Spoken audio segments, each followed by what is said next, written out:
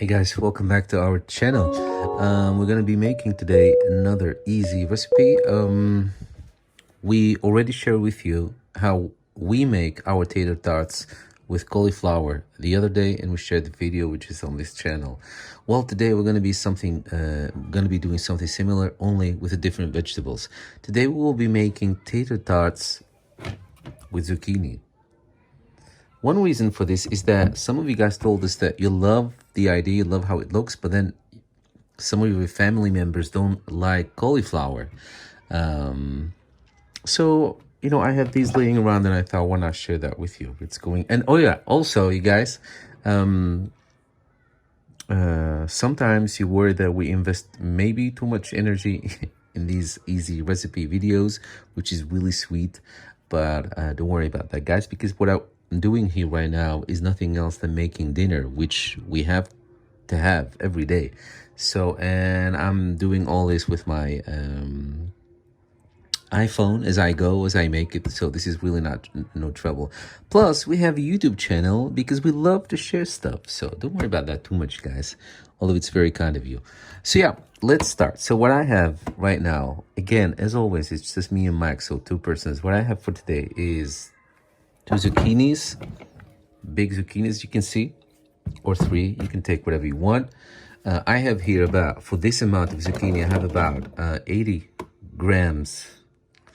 80 grams, which is about maybe 1 cup, 80 grams of grated parmesan cheese. I have 2 eggs that I will be scrambling. I have some garlic powder. I have some dry oregano. Some pepper. I'm almost out, so I ordered another one. Some salt, pinch of salt. What else? I might add in there a little bit of panko. Not really sure yet. I love to add that in this kind of stuff.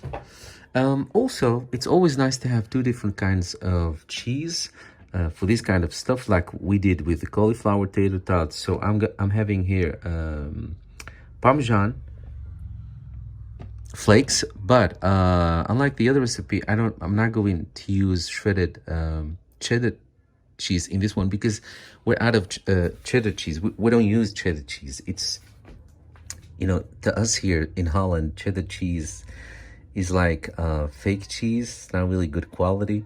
So, and since we live in Holland, which produces one of the best cheeses in Holland, in Europe, because you guys know only about French, but trust me, Holland is up there. It's #1 as far as I'm concerned. Okay, so maybe France has some authentic recipes like goat cheese and all that, but we have that here in Holland too. Anyway, seriously, guys, Holland is one of the best when it comes to cheese. So, so I'm gonna take here a piece and just grate it. And what I'm going to be doing here is about 80 grams of grated cheese. So I think this is it. So I have this cheese, I have the parmesan, I have the oregano, the garlic powder, I have the parmesan flakes, the salt, maybe a little bit of panko, breadcrumbs, or wherever you have, a little bit of pepper. I think this is it. Oh yeah, and then the zucchini. Yeah, I think this is it. So first thing that I'm going to do is I'm going to wash the zucchinis and we're going to grate them. We're going to do that with the help of the Maggi mix. Because a lot of you that watch these easy recipes, you guys have Maggi mix. And I know that because you keep sending us messages asking us friendly if we please want to do more recipes with the Maggi mix. So there you have it.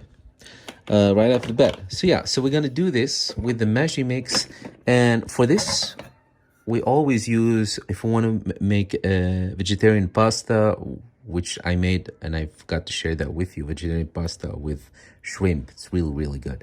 So for all these recipes that involve vegetarian pasta and all that, or grated vegetables, we use this piece.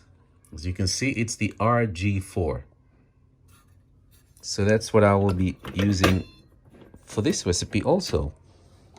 Let me see if it's on there.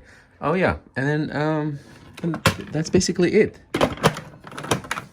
Okay, so now I'm going to grate, but first I'm gonna wash them a little bit and then come back to you and show you how it's done in the Maggi Mix.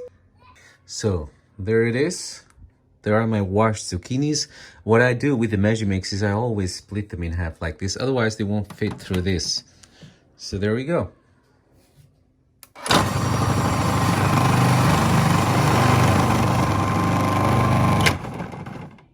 See? So as you can see, 2 zucchini is gonna give you a lot of, just a lot, a huge amount of this, of shredded zucchini. See? Which is good. So this should be more than enough for 2 persons. That's what I'm trying to say. Love it. Just like with the cauliflower, these kind of vegetables contain a lot of moist. So what we're gonna do, like we did with the cauliflower recipe, I'm gonna squeeze the water out. You know, just put it in a kitchen towel and then start twisting until you see all the water coming out of the kitchen towel. So just, yeah, that's the way to do it. It didn't release that much of juices. So yeah, here it is. And I just used one of these kitchen towels, put everything in there as you can see, and then started twisting once I had this little knot. And that's how you squeeze the water out, literally. All right, so now we're gonna start adding the ingredients that we have. I still need to grate this. Like I said, about 80 grams. It's about 1 cup if I'm, but please look it up, converting this to cups.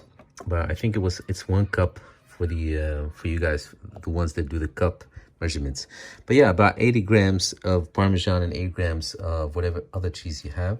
So I'm gonna grate this, add it in there, and then 1 teaspoon of maybe no, not 1 teaspoon, that's too much. A half teaspoon of garlic powder, and then half teaspoon of oregano, the salt, the pepper, a little bit of panko breadcrumbs, the eggs, beat them lightly and then add them in there too, and then mix the whole thing. Okay, so I'm gonna come back to you guys and show you what my mixture looks like. So guys, all the ingredients are there. I haven't added the panko yet because I need to mix this and then see how much of panko I need to add. And by that, I mean, once you mix it, then you can, if it doesn't have the texture that will help you to make little tater tots. So if they keep falling apart, whatever you grab it in your hand and you try to make some sort of little meatballs, if they keep falling apart, then start adding the panko, but not too much, only till you get, and that's why I can't give you any measurements. But anyway, because it depends on how big your zucchini is and all that, how much cheese and all that. So just keep one thumb rule, start adding little by little until you can actually make shape little balls of this without having them falling apart. So that's what I can give you. So guys, I mean, something like this. See, it's not like rock hard, but it doesn't fall apart. So yes, it is a little bit mushy, but that's okay as long as you can do this. So panko is good, but don't overuse it, because you know what panko does is it does kill the vegetable taste, because what it does is it sucks the moist, and what it does is it shapes some sort of a coating. So you know, I wouldn't use too much. Just as soon as you reach this stage of being able to make these kind of shapes at all, then you know that's okay. And don't worry if it still sounds a little bit mushy, or you think, hey, but it's still a little bit how do you say, the soggy. No, because the hot air fryer, what it does is in a very short time it bakes something, so it gives it within minutes, it gives it that crust. And that's what we want. It doesn't have to be dry and solid hard. So this is okay. What I'm going to do is I'm going to clean this and replace the Maggi Mix by the hot air fryer, and then I'm gonna continue with you guys. What I'm gonna do is this. So this will go as a side dish with chicken. I'm gonna make chicken. You guys know our favorite recipes. I shared it with you, and I think, like I always mention, I think I've called it the Aloha chicken recipe on this channel. Look that up. You can do that on your grill, your little grill that you have at home, especially if you're city folks like us. You don't have luxury of a backyard and barbecuing and all that. Just do it on you know, those little grills that you can have on your kitchen counter, and just be careful. That's what I'm gonna do. I'm not gonna share that chicken thing with you. I'm just gonna make it. Clean here, do the hot air fryer, place it here, and then continue with making these. Guys, before I use the hot air fryer, I usually prefer to preheat it 200 degrees, that's the max, on just 1 minute, and just let it go. Meanwhile, I'm gonna be making little tater tots of this mixture. And the chicken is marinated. I'm feeling a little bit sick today, not really a lot of energy, so I changed the idea. I'm not going to make the aloha chicken for these days when I don't have the energy to do the aloha marinade. I just prefer to do the herbs that you can buy from the store.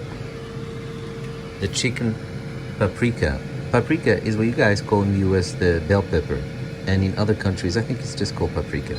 So it's either my own marinade recipe, or usually go with the paprika just because it's so good. All right. So the hot air fryer is preheated, as you can hear. Now I'm going to continue with this. Just gonna finish them. I'll let you guys know what the time is for these. All right. So they're not really tater tots. They're more like little burgers, but you know, just love to have a nice good bite. Anyway, I put them close to each other because you guys know in this life we need someone or something to lean on when things get heavy and hot. So yeah, like this. And to use the space optimal, sometimes you need to make other shapes to make them fit in the corners. So there you go. We're gonna put this on 190 on, let's say 10 minutes. See how this goes. 190, 10 minutes. Okay, there it goes.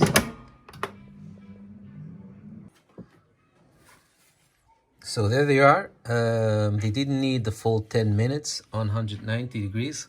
So as you can see, 2 minutes left, but we're out of baking paper. Normally I would cut a piece that would fit in here for these kind of stuff, these kind of vegetable tater tots. I would cut a piece of baking paper and then put them on that. And then, you know, make sure that you flip them halfway. But like I said, we're out, so please, you do use this if you have some. So what I'm gonna do as a solution is I'm gonna wait for them to cool off, and then they kind of solidify a little bit better, and then you can take them out. Guys, Mike just showed me, I'm sorry, I can't get the word out, showed me this trick, which is actually not that bad. With the hot air, the Philips Hot Air XXL, you can do this. You can just take this out and just, you know, you and your luck see when they're ready to, you know, to get them off this thing. But yeah, you definitely have to wait a little bit for it. Because why? Because there is cheese in it. What cheese does when it cools off is it solidifies a little bit. It becomes a little bit hard. So that's your rescue. That's what I'm waiting on. Yeah, see? All right, there they are, guys. See how beautiful they are? And if you find yourself, like me, making these and you don't have the baking paper, what you do is when you have them upside down like this, you go with your finger, rub the upper surface. That way, what you do is you actually unleash them. Anything that's stuck, because that's why they can't fall off. Anything that's stuck, that's clinching, you just break it and then they fall off. So just go like this, and that's the only thing I did. No effort at all, honestly, guys. So yeah, so I'm gonna continue with this, and then I don't know. Yeah. Oh, by the way, check if they're too moist. If this is what you like, and if they're too moist, too mushy for your taste, you can add a little bit more of breadcrumbs in there. So Let me take a good thumbnail, because these are really, really good. All right. If you're looking for a nice sauce to go with this, to dip in, is like I showed you in the previous video. I just discovered this by accident, but mix sriracha sauce, hot chili sauce, with ketchup, which is also hot chili, but it's really not that hot because it's brought out in Europe, so it's adapted. It's not really that hot. So just mix these two. Don't put too much of this because this is really hot. But yeah, I tend to find the mix of these two. You can also get the regular ketchup, of course. The mix of these two is just divine for this kind of stuff.